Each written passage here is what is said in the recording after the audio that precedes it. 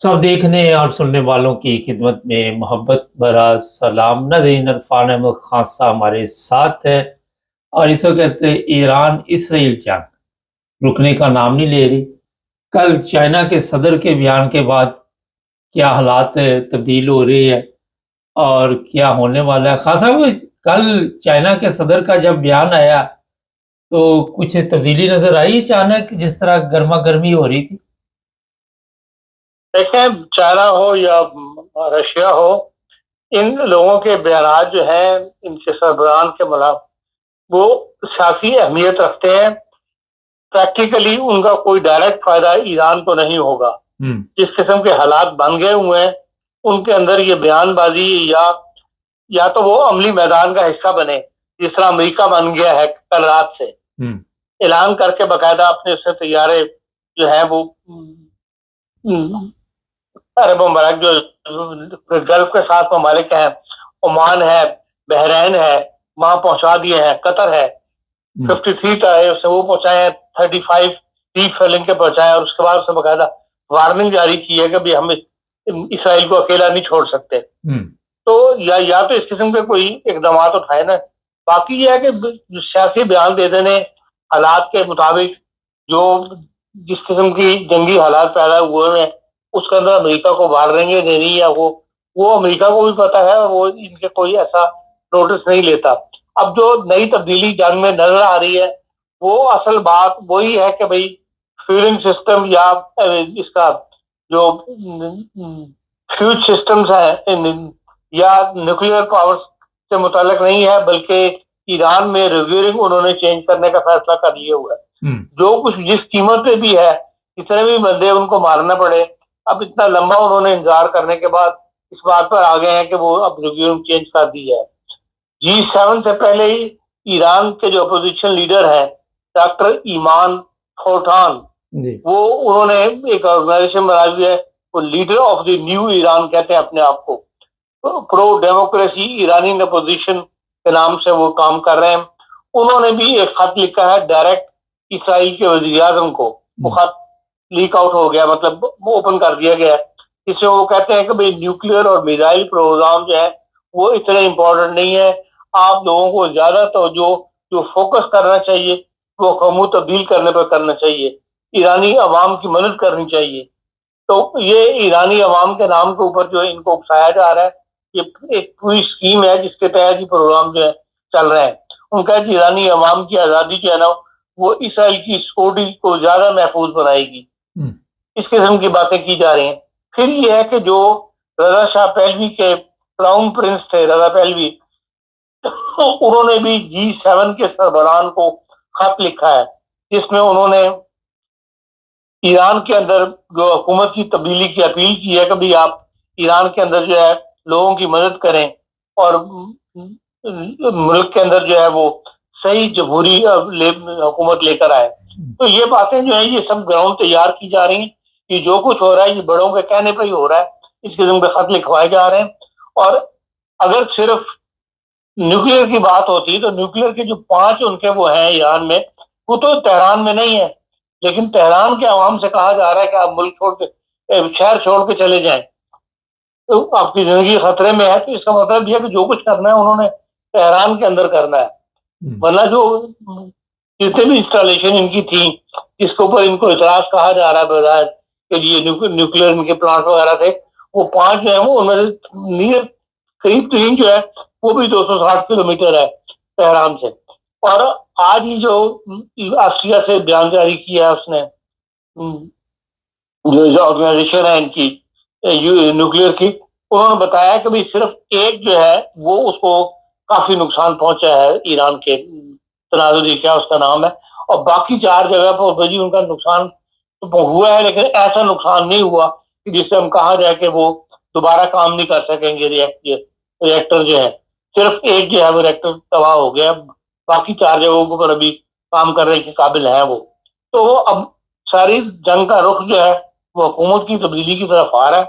और आप ये देख लें कि भाई जर्मन का जो चांसलर है उसने भी इसराइली वज़ीर आज़म को दावत दी है कि भाई आप इसराइल का जर्मनी का सरकारी दौरा करें, जी और उसका वो कहता है हम तय करेंगे, जबकि जो अदालत है क्राइम्स की, उसने आपको पता है पाबंदी लगाई हुई है। उसकी परवाह ना करते हुए भी उसको इनवाइट किया जा रहा है G7 ममालिक की तरफ से का एक अहम रुकन मुल्क जो है। तो G7 के अंदर भी जो मुश्तरका एलानिया है, उसके अंदर भी उन्होंने इसराइल को जो कंडेम करने की बजाय या हमले रोकने की बजाय इन्हीं को, ईरान को जो है वो कंडेम किया है। और यूक्रेन के मामले में जिसके लिए मेन आइडिया के लिए इकट्ठे हुए थे, वहां पर कोई ऐसी गुफ्तगू उन्होंने नहीं की। सवाए इसको उन्होंने कह दिया कि जी 5 बिलियन जो है वो ईरान को मजीद इनको यूक्रेन को दिए जाएंगे, 2 बिलियन के लिए असले के लिए और 3 बिलियन के लिए इंफ्रास्ट्रक्चर के लिए G7 की तरफ से। और जो मुश्तरका एलानिया था उस पर भी साइन नहीं हो सके सबके, और वो कल खत्म कर दी थी 30 दिन से पहले ही, क्योंकि सदर मौजूद नहीं था, अमेरिका का चला गया था, तो इसलिए फिर उसकी कोई अहमियत भी उनके लिए इसमें नहीं रही। इसलिए बहरहाल जो जंग की सूरत हाल है वो नजर यही आ रहा है कि अमेरिका अब उसमें डायरेक्ट इन्वॉल्व हो रहा है, और जब तक वहाँ रिज्यूम ये चेंज नहीं कर लेंगे, वहाँ पे ईरान तेहरान के अंदर ये हमले करके, ये बमबारी करके जो है वो मुल्क को, ईरान को नुकसान पहुंचाएंगे। और ये देख लें कि अब कल से पहली दफा हुआ है कि तेहरान में लोगों ने तेहरान छोड़ना शुरू कर दिया। जो टीवी पे दिखाई जा रही है कि कॉन्वाई लोगों के जो है वो अब तेहरान को छोड़ के इधर दूसरे मुल्कों शहरों में जा रहे हैं, अपने आप को गैर महफूज समझ रहे हैं। तो बहरहाल ये कैफियत जो है जंग की, नया पासा जो पलटा जा रहा है वो ये नजर आ रहा है कि ये जब तक हुकूमत खत्म नहीं कर लेंगे ईरान की, जो मजहबी हुकूमत है जिसके सरबराह हुआ है, तो उस वक्त तक ये मामला जो है वो इसी तरह गर्म रहेगा। जी हाँ सर, ये तो चलो हुकूमत ख़त्म कर लेंगे। जो ईरान धमकियां दे रहा है कि वो कोई ऐसा काम करेगा कि जो वहाँ पे समंदर में इनके अड्डे बने हुए हैं या ऑयल है, वो ऐसा ना हो कि वो सब कुछ तबाह कर दे, फिर क्या करेंगे? देखें, ऑयल की तो इसमें सूरत हाल ये हो गई है कि भाई ऑयल की प्राइस डेली की बुनियाद पर बढ़ रही है। आज भी दुनिया की तरफ मतलब इकोनॉमिक लोगों ने वार्निंग दी है कि भाई अगर ये प्राइस $100 तक पहुंच जाने का इम्कान है, तो बैरल 70 से 100 तक चली जाएगी, तो उससे पूरी दुनिया के अंदर इकोनॉमिक क्राइसिस जो है वो आ जाएगा। वो तो अमेरिका के अंदर इकोनॉमिक क्राइसिस आ जाएगा। फिर ये है कि दुनिया का 33% ऑयल जो है वो गल्फ स्टेट से गुजरता है, और अगर ईरान ने गल्फ स्टेट से गुजरने वालों को ऊपर हमले कर दिए या वहां उन्हें कोई रुकावटें खड़ी कर दी, तो तेल की सप्लाई जो है दुनिया में बंद हो जाएगी, और एक बहुत बड़ा क्राइसिस जो है वो सर उठाने की इम्कान है। इनका जो बता रहे हैं माहिरीन कि इक़्तिसादी तौर पर बहुत बड़ा मुल्क दुनिया को धक्का जो वो लगने वाला है। तो इसलिए ईरान को, बहरहाल ईरान ने कह तो दिया कि मैं जो भी इस जंग का हमें हिस्सा बनेगा हम उसको करेंगे। अब वो चाहे बहरैन हो, चाहे वो ओमान हो, चाहे कतर हो, अगर ये वहां से तैयारे उड़ते हैं ईरान के, इसके अमेरिका के ईरान पर बमबारी करने के लिए, तो फिर यकीनन ईरान जो है वो फिर किसी का लिहाज नहीं करेगा। तो जो उनके पास मिसाइल है वो फिर ये गल्फ स्टेट्स में महफूज नहीं रहेंगी। इस किस्म की पॉलिसी वो लेके चल रहे हैं, जो इस कदर उनके ऊपर इस वक्त जिस स्टेशन में वो फंसे हुए हैं। अब जब जंग शुरू हो ही गई है तो वो, मैं नहीं समझता कि वो किसी का सिर्फ इस बात पे वो लिहाज करेंगे कि हाँ जी इस्लामी मुल्क है तो हमें इसका ख्याल कि ये हमें इस पर हमला नहीं करना चाहिए। जब इस्लामिक ममालिक ने उसका साथ नहीं दिया और अपने अड्डे दे दिए हैं दुश्मनों को, तो फिर ये भी ईरान से भी ये तवक्को रखना कि भाई वो उनका ख्याल करेगा, मैं नहीं समझता कि कोई ऐसी बात होगी। हाँ सर, जंग रोकने के लिए भी कोई काम हो रहा है कि अब वो बिल्कुल बंद हो गया? बजाय तो बयानबाजी हो रही है, लेकिन इससे ज्यादा कुछ वो नहीं हो रहा। नहीं, फ्रांस अगर ये चाहते तो, अगर G7 के अंदर ये चाहते तो जंग रोक सकते थे। जैसा कि ईरान के वजीर खारजा ने कहा था कि अगर अमेरिका एक फोन कर दे इसराइल को तो इसराइल हमले बंद कर देगा, और हमारे पर भी अगर हमले ना हुए तो हम भी हमले रोक देंगे। इसका मतलब यह था कि ईरान तैयार था जंगबंदी के लिए। लेकिन इस वक्त बड़ी ताकतें जो है ये मगरबी ममालिक, ये ईरान को मौके से फायदा उठा के इस वक्त ये ईरान के अंदर तब्दीली चाहते हैं, और इसके लिए ये हर कीमत जो है वो अदा करने को तैयार है। हाँ सर, जो भी कीमत तैयार करेंगे वो ज्यादा तो ईरान के अवाम ही करेंगे ना।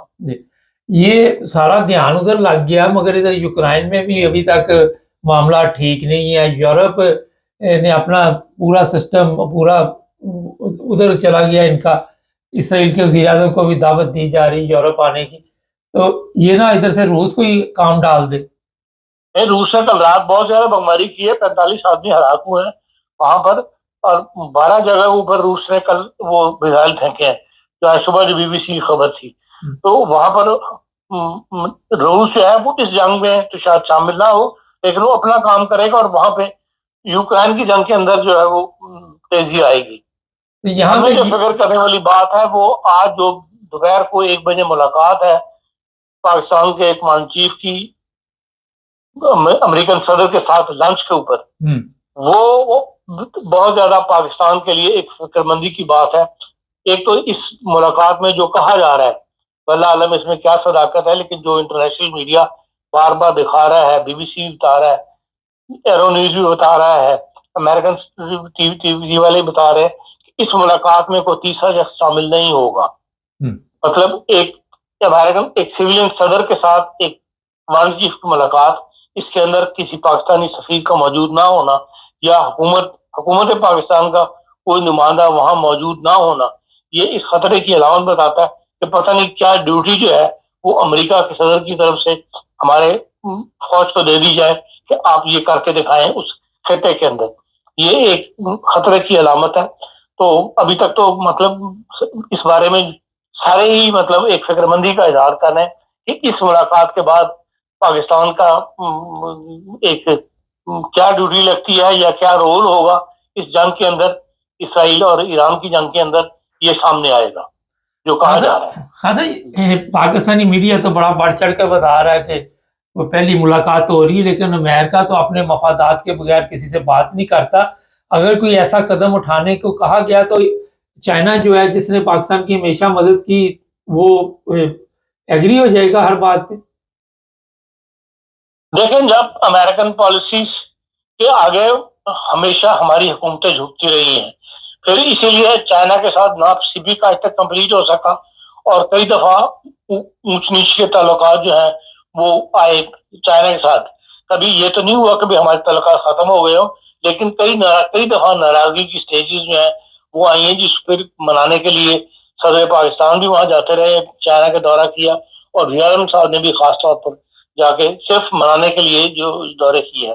اب اس پالیسی کے لیے کیا صورتحال، مطلب کیا سٹیپ اٹھاتی ہے حکومت پاکستان آئے یا ہمارے جو ملٹری اسٹیبلشمنٹ ہے، اب یہ تو ڈپینڈ کرے گا جو ڈیوٹی ہمارے ذمہ لگتی ہے، جو توقعات ہم جو خدشات ہمارے دل میں پیدا ہو رہے ہیں کہ بھئی کہیں پاکستان کو ایران کے خلاف استعمال نہ کیا جائے، خدا نہ کرے کہ یہ درست ہوں اور اس کی نوبت نہ آئے. لیکن جو انٹرنیشنل میڈیا وارننگیں جاری کر رہے ہیں، قسم کی لنک کر رہا ہے، وہ اس سے یہی خطرہ پیدا ہو رہا ہے کہ بھئی پاکستان کو بھی اس جنگ میں کوئی نہ کوئی ڈیوٹی جو ہے وہ دے دی جائے گی. جب ڈیوٹی دے دی جائے گی اور ڈیوٹی پوری کی جائے گی، اس کے بعد پھر پاکستان کے اوپر بھی ڈیوٹی ایک لگے گی اور پاکستان کو بھی ایران والے حالات کا سامنا کرنا پڑے گا. وہ تو دیکھنا شروع سے ہم دیکھ رہے ہیں کہ جب اپنا مفاد پورا کر لیا امریکہ نے تو پاکستان سے لا تعلق ہو گیا. کہ پاکستان سے وہ تعلقات میں وہ گرم جوشی نہیں رہی، پابندیاں بھی لگتی رہی، قرضے بھی رکتے رہے، امداد بھی رکتی رہی، جو بین الاقوامی ادارے ہیں ان کو بھی روک دیا گیا ہمیں امداد دینے کے لیے. اس لیے یہ تو امریکہ کی پالیسی شروع سے پاکستان کے ساتھ ایسی رہی ہے، اور اب بھی اگر جو ڈیوٹی پوری نہ کی تو پھر ہو سکتا ہے ہمیں بھی بعض پابندیوں کا مزید سامنا کرنا پڑے. ہاں صاحب، ایک طرف انڈیا ہمارے تعلقات اس کے ساتھ خراب ہیں اور وہ بھی کسی وقت بھی حملہ کر سکتا ہے، دوسری طرف ہم عمران کے ساتھ تعلقات خراب کر لیں تو میرا خیال یہ تو ہمارے لیے جسے آپ سادہ لفظوں میں کہہ سکتے ہیں کہ خودکشی کا مقام نہیں ہے. سارے مشکل حالات کی طرف پاکستان بڑھ رہا ہے، اور اس کے اندر ہماری سیاسی قیادت کو اور ملٹری قیادت کو سوچ سمجھ کے فیصلے کرنے چاہیے اور ملک کے مفاد کو دیکھنا چاہیے. مصیبت ساری یہ ہے کہ ہماری اکانومی اتنی کمزور ہے کہ ہم کوئی جھٹکا برداشت مزید کر نہیں سکتے. اب یہ تیل کا جھٹکا اتنا بڑا لگ رہا ہے پاکستان کو، آپ نے دیکھا 4 روپے کل لائنیں لگی ہوئی ہیں وہاں پاکستان، تو اس لیے مزید جو ہے یہ تیل کی قیمتیں بڑھیں گی، اور جس کا اور سب سے بڑا پاکستان کو جو پے کرنا ہوتا ہے، اپنا فارن ایکسچینج ضائع کرنا ہوتا ہے، وہ تیل ہی ہے کسی بل کے اوپر پاکستان کا فارن ایکسچینج خرچ ہوتا ہے، اور ہم کہتے ہیں ہمارے ڈپازٹ نیچے چلے گئے. تو اس صورتحال کے اندر تو ہمیں نہیں اس سے بچنا ہے. لیکن یہ ہے کہ اگر لوگوں کی بڑی طاقتوں کی بات نہ مانی تو پھر تو ہمارے لیے بالکل ہی ہر راستہ جو ہے وہ بند ہو جائے گا. عوام کیا دیکھ رہی ہیں کہ یہ چیزیں منظور کر لے گی کہ ہونا یہی ہے زیادہ سے زیادہ کہ پاکستان کے اڈے استعمال کیے جائیں گے اور وہاں سے حملے کیے جائیں گے، یہ تو سب کو پتا ہے. تو پاکستانی عوام یہ برداشت کر لے گی؟ دیکھیں یہ تو کیا سرائی ہے نا کہ ہم اڈے استعمال کیے جائیں گے، یہ ہوگا. لیکن پاکستان کے عوام جو ہے وہ برداشت دوسرا کو رستہ نہیں ہوتا سوائے اس کے کہ بھئی انسان جو پابندیاں لگ رہی ہیں یا جو حالات پیدا ہو گئے ہیں اس کے اندر قبول کرے یا نہ کرے، ان پہ سے فیس تو کرنا پڑتا ہے کہ نہیں کرتا. یا تو ایران کی طرح وہاں انہوں نے اعلان کر دیا کہ 15 لیٹر سے زیادہ کسی کو پیٹرول نہیں ملے گا. وہاں تو کوئی ہم نے ایسا انٹرنیشنل میڈیا پہ جھگڑا نہیں ایسا ہم نے آیا. ہر بندہ 15 لیٹر سے زیادہ تو پیٹرول ان کو نہیں مل رہا، وہی 15 لیٹر پہ گزارے کر رہے ہیں اور حکومت کا ساتھ دے رہے ہیں. جو بھی حکومت ہے جو مشکل حالات ہیں ان کے اندر ہمارا جو ہے فوری طور پر اپوزیشن شروع ہو جاتی ہے اور مظاہرے شروع ہو جاتے ہیں. تو حالات ایسے آ رہے ہیں کہ آپ کو وقت کا جو فیصلے ہوں گے ان میں حکومت کا ساتھ دینا پڑے گا اپنے آپ کو سروائیو کرنے کے لیے. ہاں صاحب، آخر پہ ایک بڑا اہم سوال ہے. یورپ اس وقت جس طرح روس سے اور یورپ کے تعلقات آپ کو بھی پتہ خراب ہے، اور پھر یہ امریکہ کی باتوں میں آ گئے ہیں، اور یہ نہ کہ کوئی اپنا یہاں پہ خدا نخواستہ کوئی ایسا نقصان کر بیٹھے، تو یہ کیوں نہیں آپس میں بیٹھ کے بات چیت کر کے کوئی مسئلے کا حل نکالتے؟ نہیں، اس مسئلے کا حل جو ہے وہ کس مسئلے کی بات کرتے ہیں؟ اب ایران اسرائیل کے مسئلے کی بات کر رہے ہیں یا یوکرائن کے مسئلے کی بات کر رہے ہیں؟ دوبارہ میرا مطلب یہ امریکہ پہ بھروسہ کر رہے ہیں، یہ نہ ہو کہ کل کو روس یورپ پہ حملہ کر دے پھر امریکہ مدد ہی نہ کرے، پھر کیا کریں گے؟ دیکھیں اس کے لیے وہ کہہ رہے ہیں کہ ہم نے اپنی انڈیپینڈنٹ فوج بنانی ہے. اس کے اوپر کام شروع ہو گیا ہے باقاعدگی کے ساتھ، اور جرمنی نے بھی اعلان کیا کہ سب سے بڑی فوج جو ہے وہ یورپ میں جرمنی کی ہوگی. تو جب اس معاملے سے وہ انحصار کرنے کی پالیسی انہوں نے ختم کر دی ہے اور اپنی فوج بنانی شروع کر دی ہے تو لازمی وہ ان کا دن بدن انحصار امریکن کے اوپر کم ہوتا چلا جائے گا. بہت شکریہ خاص ناظرین. جنگ شروع تو ہو گئی، ختم نہیں ہو رہی. جو لوگ یورپ میں رہ رہے ہیں پرامن زندگی گزار رہے ہیں، اور یہاں پہ آپ کو پتہ ہے کہ روس کی نظریں لگی ہوئی ہیں، آئے دن وہ دھمکیاں دیتا ہے، کبھی انگلینڈ کو، کبھی جرمنی کو، کبھی فرانس کو. لیکن اس وقت جو حالات نظر آ رہے ہیں وہ یہی ہے کہ سمجھ سے باہر ہے کہ کوئی بھی بیٹھ کر بات کرنے کے لیے تحمل سے تیار نہیں، اور جانی نقصان کتنا جنگوں میں ہوتا ہے یہ بھی آپ سب کے علم. جو پاکستان کے چیف ہیں یا فیلڈ مارشل جو بھی، ان کی ملاقات اتنی ساس کمتری میں ہم مبتلا ہو چکے ہیں کہ پاکستانی نیوز بار بار پہلی دفعہ یہ ہو رہا ہے امریکہ بغیر مقصد کے آپ کے ساتھ ملاقات نہیں کرے. میں نے امریکن کے ساتھ کام کیا ہوا ہے مطلبی، اور جب ان کا مطلب نکل جاتا ہے وہ پہچانتے نہیں. دھوکے باز، فراڈ، وہ آپ کو استعمال کرتے ہیں، اور استعمال کرنے کے بعد پھر وہ کہتے ہیں جناب ہمیں اب آپ کی ضرورت نہیں ہے، پھر اندر سے جڑیں بھی کاٹتے ہیں. تو یہ جو بھروسہ کرنا کسی دوسرے ملک پہ، لیکن خان صاحب نے جو اس طرح کہا کہ پاکستان کے مسائل یہ بھی ہیں، غربت، افلاس، ہمارے جرنیل تو بک جاتے ہیں. تاریخ گواہ، میں نہیں کہتا، سیاستدانوں کی بات کر رہے ہیں، ان کی ویسے کوئی حیثیت نہیں، اسی لیے تو ایسے سیاستدان وہ لے کے آئے ہوئے ہیں جو حالانکہ خواجہ اثر نے ایک تقریر بھی کی تھی، لیکن ہاتھی کے دانت کھانے کے اور دکھانے کے. اور جو بھی ہے لوگ دیکھ رہے ہیں کہ یہ کوئی ایسی خطرناک جنگ نہ بن جائے کہ لوگ دوسری جنگ عظیم بھول جائیں. لیکن میں پھر کہوں گا کہ بیٹھ کے بات چیت کرنی چاہیے، تمام مسائل کا حل نکل آتا ہے، اور یہ نہیں کہ کسی مسئلے کا حل نہیں. یورپ کو بھی تحمل سے کام لینا چاہیے، اور امریکہ کو تو پتہ ہے آپ کو، اس کو تو تکبر ہے، غرور ہے، اور وہ غرور اسرائیل کا بھی تھا. اس کے ذہن میں تھا کہ جس کو مرضی مارتا رہوں کوئی پوچھنے والا نہیں ہوگا. لیکن کبھی کبھی شیر کو آگے سے سوا شیر ٹکر جاتا ہے. خیر ہمارا مقصد جو دنیا میں حالات ہیں اس پر نظر ڈالنی ہوتی ہے. چینل کو سبسکرائب کر لیں, جڑے رہیں ہمارے ساتھ.